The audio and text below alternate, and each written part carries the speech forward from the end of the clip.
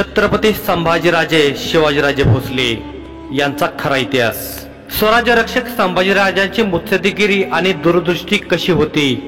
राजे कर्नाटकाच्या मोहिमेवर निघताना शंभूराजांबरोबर बाहेर पडले होते। युवराजांशी अनेक विषयावर चर्चा करत शास्त्री नदीपर्यंत प्रवास केला होता।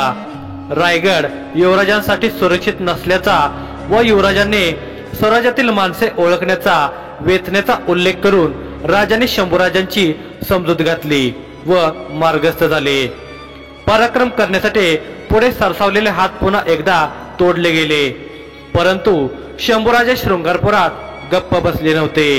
युवराजांच्या जबाबदारीने ते वागत होते।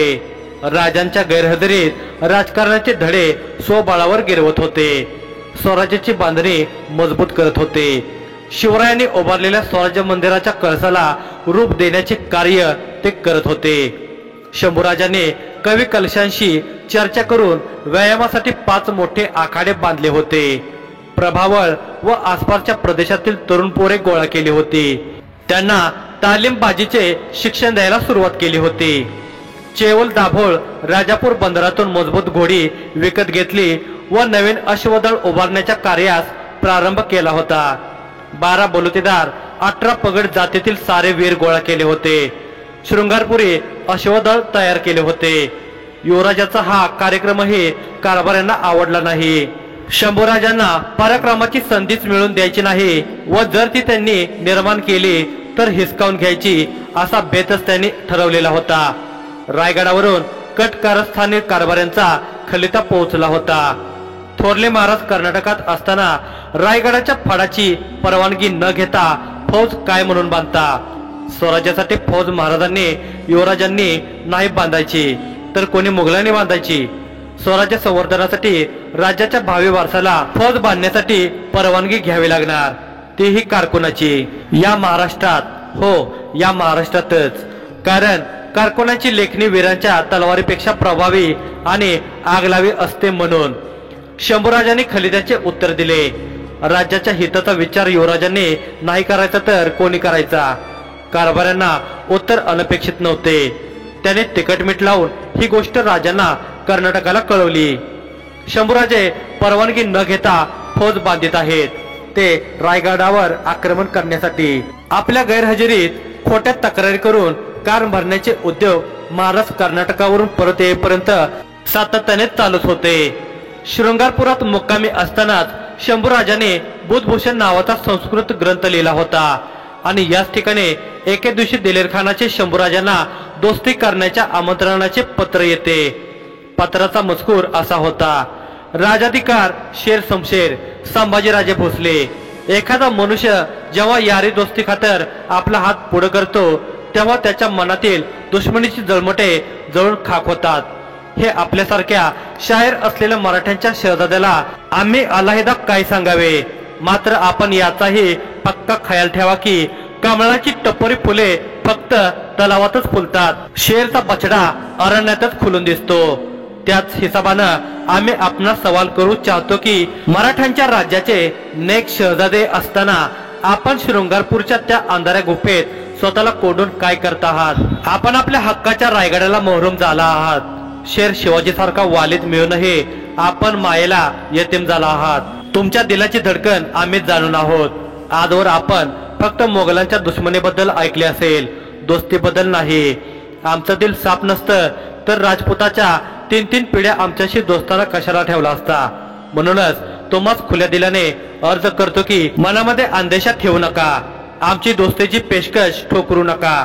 आपणास कोणतीही मुसीबत आल्यास आमच्याकडे तातडीने हरकरे पाठवा, आम्हाला अर्ध्या रात्री उठवा।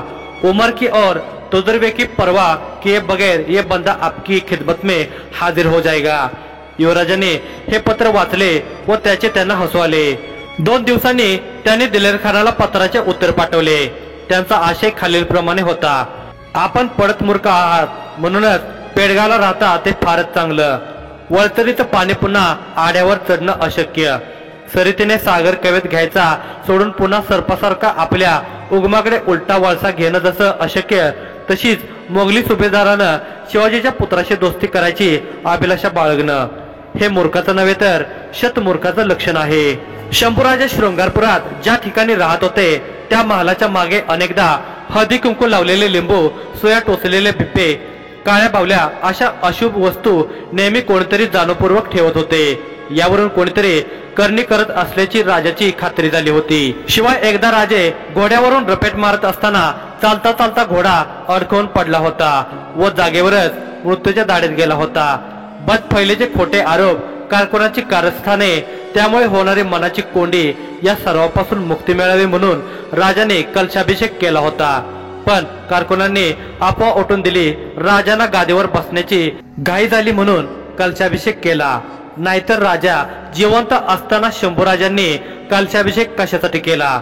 महाराजांच्या मृत्यूसाठी शंभूराजाने अभिषेक करून घेतला असा कांगावा करत तशा आशयाची पत्रे सुद्धा थोरल्या महाराजांना कारभाऱ्यांनी पाठवून दिली होती।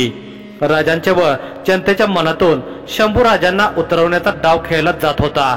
शंभूराजांना मानसिकदृष्ट्या खचविले जात होते। आता तर राजांना या सर्व गोष्टीची ओबक येऊ लागली होती। दररोज काही ना काही तक्रारी राजाकडे जात होत्या। ज्या चुका शंभूराजाने केल्याच नव्हत्या त्या चुकांचे खलिते एकामागे एक राजांकडे जात होते।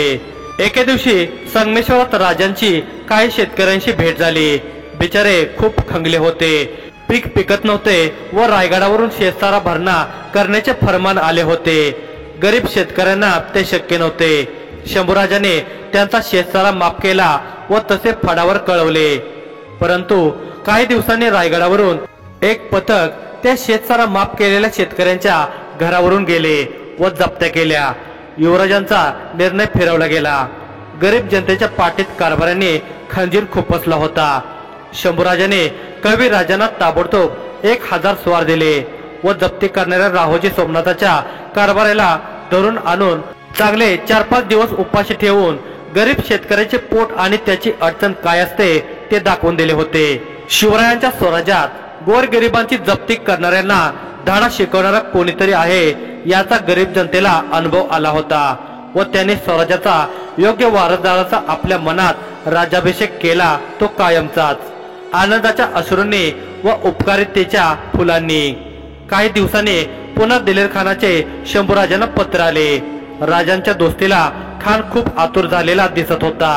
पत्राचा मजकूर असा होता, रुस्तम ए दख्खन संभाजीराजे, मेहरबानी करा, आमच्या शिबिरामध्ये दाखल व्हा। बादशाह औरंगजेब काजी आहे, त्याला सह्याद्रीसह पुरा दख्खन जिंकायचा आहे। गुस्ताखी माफ, आपल्या शाही खानदानाच्या मामल्यामध्ये आम्हाला नाक खुपसण्याचा अधिकारच नाही, पण तरीही आम्ही आपल्या दिलाचा दर्द जाणतो। तुमच्या पित्याची खरी मोहब्बत सोयराबाई आणि राजाराम यांच्यावर आहे। फडावरचे सारे कारकून दरकदार तुमच्यासारख्या मर्द छाव्याला दुश्मनीच्या निगाहाने देखतात। म्हणूनच तुमच्या त्या लंगोटा एवढ्या रियासतीचा शहजादा म्हणून अपमानित मनानं मिरवण्याऐवजी आलमगीरांकडे या, आमच्या दोस्तीचा हात पकडा। आज ना उद्या आलमगीर साहेबांची स्वारी दक्षिणेत येईल, तुमची आणि आमची किस्मत एकदम रोशन होऊन जाईल।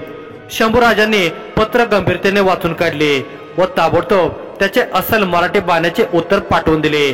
खान साहेब, आम्हाच आपलं मानून आपण सातत्यानं आमच्याविषयी जी चिंता प्रकट करत आहात त्याबद्दल खरं तर अल्लाचेच आभार मानायला हवेत। आमचा राजपरिवार गृहभेदाने दुभंगल्याबद्दल जी आपणास खबर प्राप्त झाली आहे ती सत्यच आहे, मात्र त्यामुळे आपण अधिक आनंदित व्हायचं काहीच कारण नाही। आमचे आबासाहेब केवढ्या भरोशानं परमुलकात निघून गेले आहेत, त्यांच्या माघारी त्यांच्याशी गद्दारी करून ही दौलत आपल्या झग्यामध्ये टाकू म्हणता।